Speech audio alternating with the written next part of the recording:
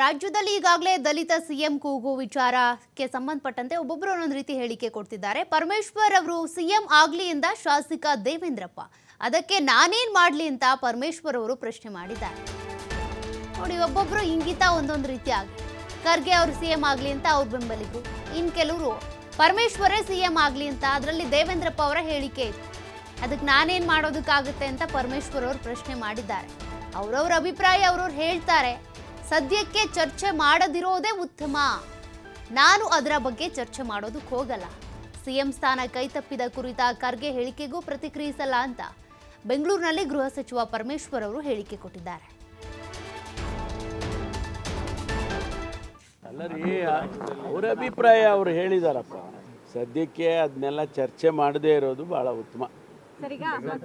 I don't want to discuss those things, especially chief minister post ಆಗಲಿ, deputy chief minister post ಆಗಲಿ, ಅಥವಾ ಸರ್ಕಾರ, ಕೆಲವರು ಹೇಳ್ತಾರಲ್ಲ ಸರ್ಕಾರನೇ ಬಿದ್ದೋಗ್ಬಿಡುತ್ತೆ ಅಂತ, ಇವೆಲ್ಲ ಮಾತನಾಡೋದಕ್ಕಿಂತ ಸುಮ್ಮನೆ ಇರೋದು ವಾಸಿ. ಅಲ್ಲರಿ, ಅವರ ಅಭಿಪ್ರಾಯ ಅವರು